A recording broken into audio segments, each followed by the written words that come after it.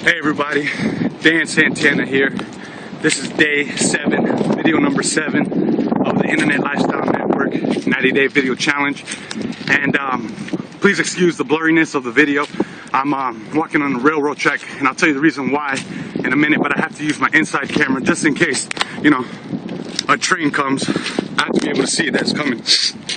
But basically, I wanted to make this video today because I just recently watched the one of the lessons within the Internet Lifestyle Network university, and Mark Hoverson made a course which he named the 7 rituals for 8-figure wealth creation, quantum wealth creation.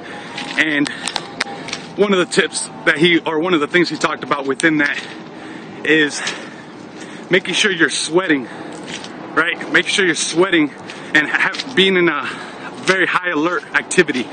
Usually I play basketball or I run the streets, but today I'm running. So I just wanted to tell you guys that, you know, I wouldn't think of making a video while I'm doing my run or working out, but when I watched that, I definitely got motivated to do a video maybe while I do my run. Also, you know, the reason why you want to do sweat or be high alert is because typically whenever you're working, especially if you run your own business or if you're going about your day doing your own you know, mental processing, if you don't do any kind of sweating or doing anything to help you, you know, relieve that stress, it's going to build up, right? And as a matter of fact, my wife and I are fortunate enough to have acquired a property for investment purposes, and the tenant called me. And when they called me, they told me that the pool system, the gauge on the pool system was running high. The gauge, it was like really high.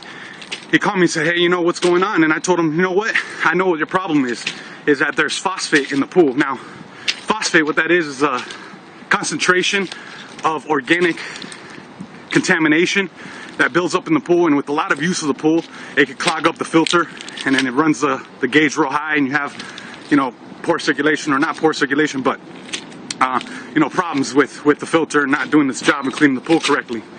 And you know, I just told him, look, you're gonna have one problem or two, or one of two problems. Either the gauge is gonna be real low, and that means that the system's not running correctly. There's not suction, there's not activity in the pool, there's no circulation of the water, or it's going to be really high where you have your phosphate. Now I say all that because, by the way, that's a quick tip for anybody who has a pool and has this gauge sitting real high. That's a tip for you guys. That's what it could be. But basically my point about that is that if the same thing with us, we're a system, and our body has, you know, things that build up, and if we don't take care of it, if we don't do a phosphate remover, or in this case sweating, to just release the stress that we have, you know, it'll build up, and it's not good to do that because, you know, a lot of problems can come of it. You know, it could build up too much and think that you're not doing what you need to do, or you're feeling like it's not working out, and you might quit, right? And I just wanted to touch on that as far as one of the things I learned within the course that Mark Hoverson did.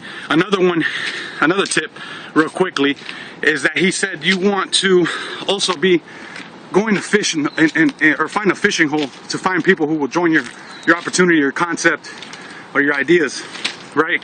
And you know, I don't fish, but I look at it like this. The reason why I'm walking on these train tracks, or I run on the train tracks, because I look at it like this.